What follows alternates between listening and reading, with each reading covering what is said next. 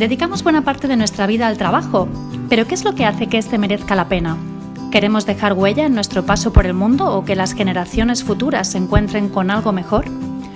Somos una cooperativa y como tal compartimos valores sobre los que construir un mundo más sostenible a nivel ambiental, social y económico. Mi nombre es Maribel Amat y quiero darte la bienvenida al podcast de Única. Síguenos y conocerás las historias y testimonios de los protagonistas de nuestro día a día, auténticos expertos en agricultura, nutrición, medio ambiente, economía social o vida saludable. Imagina comer cada día fruta y verdura fresca, de temporada, cultivada por agricultores de cooperativas españolas. Pero abres la nevera y... nada. Con la caja saludable, eso no pasa. Te lo ponemos fácil. La mejor verdura y fruta a partir de 9,75 euros. Directamente del campo a tu casa, a tu oficina o donde tú quieras. Fácil. Lacajasaludable.es. El podcast de hoy puede parecer ciencia ficción, pero no lo es. La NASA se plantea misiones con seres humanos a Marte a partir de 2030. En ese caso, no se podrían importar grandes cantidades de alimentos desde la Tierra porque el coste sería desorbitado. La solución parece ser que pasa por producir sus propios alimentos. Y aquí se plantea la pregunta: ¿se pueden producir verduras en otros planetas?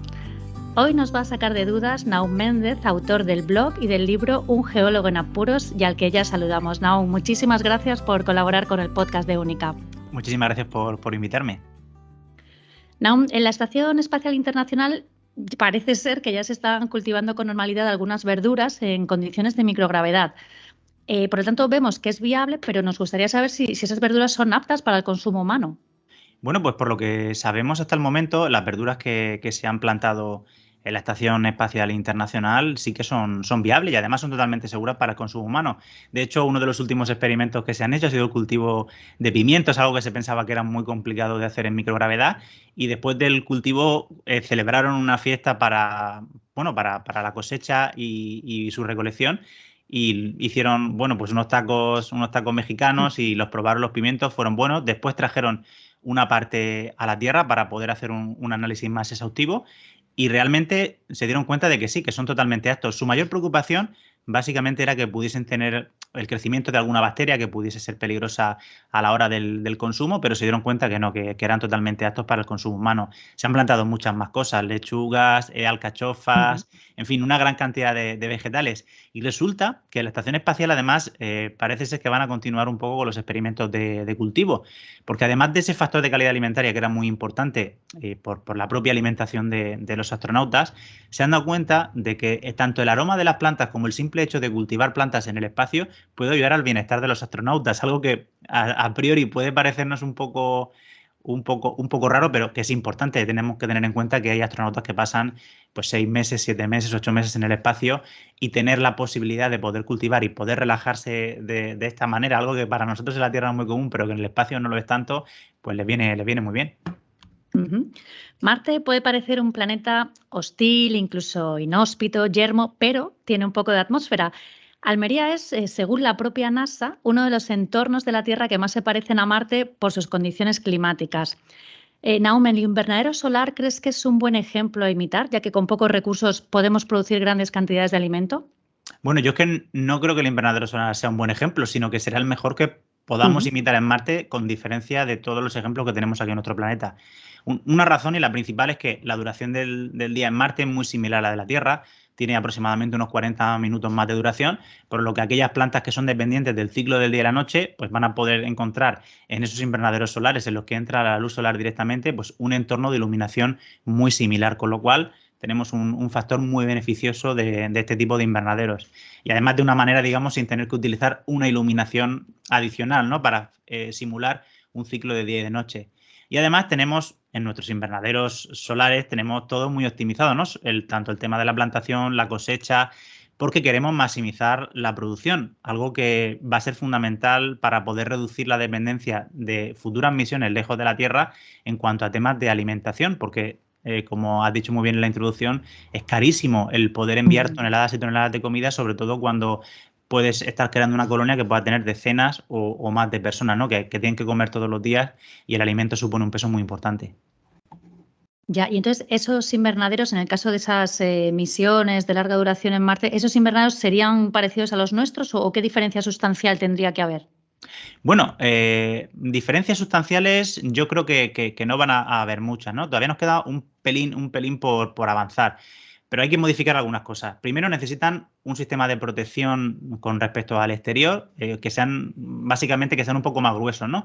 ¿Por qué? Porque en Marte la atmósfera es muy tenue y dentro tiene que estar el sistema presurizado, más o menos una presión atmosférica que permita tanto trabajar a los astronautas que viajen a la superficie de Marte como para que las plantas crezcan en un ambiente parecido al de la Tierra. Y también seguramente una cosa que en la Tierra no necesitamos, pero que en Marte sí, va a ser que tengamos que construir esos plásticos seguramente que formen este tipo de invernaderos, tener una mayor protección de cara al ultravioleta para las plantas que están dentro. Y bueno, alguien me puede decir, bueno, pero es que las plantas en la Tierra necesitan el ultravioleta. Pero Marte no tiene una capa de ozono como tiene la Tierra y allí los ultravioletas pues entran de una manera pues muy brusca y con muchísima intensidad. Y seguramente se tenga que hacer algún tipo de plástico que sea capaz de absorber esas radiaciones más peligrosas y que pueden dañar a las plantas, dejando pasar obviamente aquella parte del ultravioleta que sí le beneficia. Y también hay una cosa bueno, los sistemas de ventilación seguramente que aquí en nuestros invernaderos tenemos, muchas veces consisten en abrir y cerrar la Ujú. cúpula del invernadero para que pueda haber un intercambio de oxígeno y de dióxido de carbono. Pero en Marte no podemos hacer eso precisamente por la escasez de la atmósfera. Esto que a priori puede parecer un inconveniente, es posible que en el caso de cuando haya una generación muy grande de oxígeno, puede ser que nos venga muy bien a los seres humanos, porque nosotros necesitamos de ese oxígeno para vivir y el cultivo de las plantas es posible que nos aporte parte de ese oxígeno sin tener que de nuevo regenerar o, digamos, generar a partir de otro tipo de recursos que haya en Marte ese oxígeno para poder tener una atmósfera habitable dentro de las futuras bases en Marte. En todo este asunto espacial también es muy significativo el tema del agua.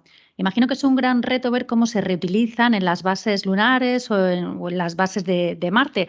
¿Para ello crees que también se podría extrapolar la tecnología del invernadero?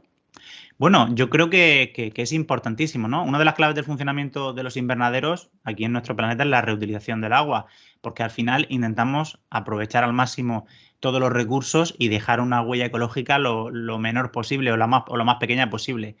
Al principio seguramente va a ser un recurso que vamos a tener que llevar de la Tierra a Marte antes de poder extraerlo allí, porque en Marte seguramente vamos a tener que extraerlo del hielo. Y si lo llevamos de aquí va a resultar muy costoso. Pasa algo muy parecido a lo que ocurre con la alimentación, ¿no? No podemos llevar, digamos, cisternas de agua a Marte. Y además, si hay un fallo en la cadena de transporte o de suministro, pues no podemos dejar ni a las personas ni a los cultivos los podemos dejar sin agua. Por lo tanto, va a ser fundamental que esas tecnologías de depuración y reutilización de las aguas, no solamente únicamente las que digamos sirven como sistema de cultivo, por ejemplo, hidropónico a las plantas de los invernaderos, sino también aquellas aguas regeneradas que puedan salir, pues fruto del consumo y uso por parte del ser humano, van a ser fundamentales. Y bueno, eso va a ser una tecnología que vamos a tener que importar directamente de aquí y vamos a tener que llevar a Marte. Nahum, a la inversa, ¿cómo se pueden aprovechar estas experiencias de cultivos en Marte para recoger feedback y mejorar los cultivos en la Tierra? Pues una de las cosas que la mayor parte de personas piensan es que la tecnología espacial revierte poco en nuestro planeta. Y justamente es al contrario, hacemos grandes desarrollos tecnológicos para ir al espacio, pero luego esa tecnología que se ha desarrollado tiene digamos, un retorno aquí. Y de hecho, la tecnología que vaya a Marte para trabajar en el cultivo de los invernaderos tiene que ser una cosa que es muy resiliente. Por una parte, porque tiene que aguantar las condiciones de Marte, que son muy duras, son durísimas, sobre todo para nuestra tecnología. Hay muchísimo polvo que se puede cargar de electricidad, se puede meter por el interior de los sistemas electrónicos y hacerles daño, pero también va a necesitar una cosa y es una gran reducción del peso y del tamaño de estos sistemas para poder transportarlos con facilidad a Marte y que de nuevo no tengamos el problema de tener que estar llevando o trayendo piezas que son muy grandes con un gran volumen y que tengan un gran coste. Esta tecnología que va a estar desarrollada en principio para el espacio va a revertir en una tecnología más eficiente y mejor para nuestros invernaderos terrestres. Y eso va a facilitar seguramente pues, una nueva revolución agrícola con una tecnología mucho más moderna, mucho más pequeña y de nuevo con una menor huella ecológica, que es una de las cosas que siempre buscamos. Ujú. A veces leemos noticias en prensa o aparecen en televisión noticias donde se habla de pues, multimillonarios, ¿no? De gente muy conocida que ya han comprado parcelas en otros planetas. ¿Existe alguna amenaza real de que el espacio se pueda convertir en monopolio de grandes fortunas? Bueno, pues es uno de los grandes retos a los que nos enfrentamos como sociedad. Si el espacio se vuelve rentable a nivel económico y no hay una legislación que se acepte, pues digamos, a nivel internacional, a nivel de todas las naciones de la Tierra, nos podemos encontrar con una nueva fiebre del oro, donde el primero que llegue a esos lugares se va a quedar con los recursos, se va a apropiar de ellos. Y por eso tenemos que hacer un esfuerzo como sociedad, como humanidad, para evitar este tipo de prácticas, porque al final el espacio es patrimonio de toda la humanidad, no está para, de momento, no tenemos esa legislación como en nuestro planeta, donde hay propiedad privada o hay propiedad pública. No, en el espacio ahora mismo no hay ningún desarrollo de ese tipo. El primero que llegue se lo va a quedar. Y eso es un problema al que nos vamos a enfrentar, porque cada vez digamos que los lanzamientos se están abaratando, se están haciendo cada vez más económicos.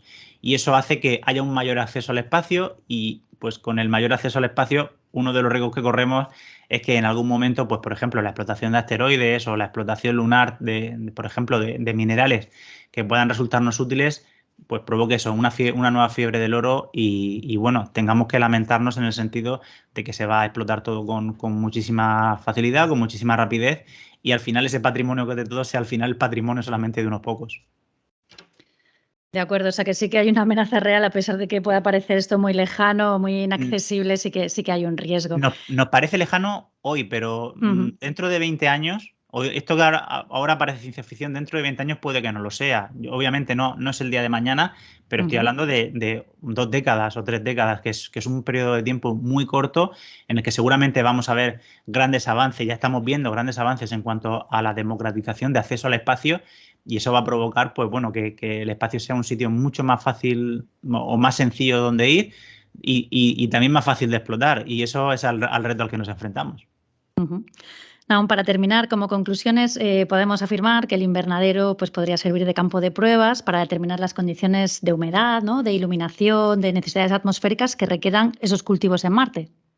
Bueno, a mí de lo que no me cabe la menor duda es que el futuro de los invernaderos va a ser en ese futuro tanto enorme como fundamental el uso de estos invernaderos en la Tierra como campo de pruebas para poder probar esas tecnologías que nos ayuden no solamente a cultivar en Marte, sino también, por ejemplo, en la Luna, que es un ambiente todavía muchísimo más hostil.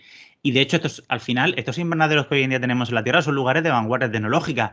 A veces nos parece, bueno, que como únicamente se está cultivando cosas que comemos, nos parece como una cosa muy, muy romántica, ¿no? La agricultura es algo muy básico, no. Son lugares donde se está probando tecnología súper vanguardista, ya no solamente a la hora de plantar, sino a la hora de la recolección. Se están haciendo sistemas para el reconocimiento de plagas en las plantas, para la recogida, para ver qué frutos están más maduros mediante inteligencia artificial. Los sistemas de reutilización del agua, por ejemplo, que son fundamentales para dejar esa huella hídrica pues, lo más pequeña posible, ¿no? Y si conseguimos que toda esta vanguardia que hoy tenemos aquí, tenemos muy cerca, tenemos en nuestros invernaderos solares en España, conseguimos seguir siendo vanguardia, seguramente va a ser un campo de pruebas para las futuras misiones espaciales. Bueno, yo creo que es fundamental y donde seguro que la mayoría de países que tengan ese acceso al espacio van a querer probarlo de primera mano, porque aquí tenemos la tecnología y también tenemos a los expertos que más saben en cuanto a esos temas. Qué bien, Naum, pues muchísimas gracias. Gracias a tu testimonio de hoy hemos podido ver un poquito más de cerca esa posibilidad de generar vida y alimento en otros planetas. Muchas gracias por colaborar con el podcast. Muchísimas gracias a vosotros. Adiós. Un saludo. Imagina comer cada día fruta y verdura fresca, de temporada, cultivada por agricultores de cooperativas españolas. Pero abres la nevera y... nada. Con la caja saludable, eso no pasa. Te lo ponemos fácil. La mejor verdura y fruta a partir de 9,75 €. Directamente del campo a tu casa, a tu oficina o donde tú quieras. Fácil. Lacajasaludable.es.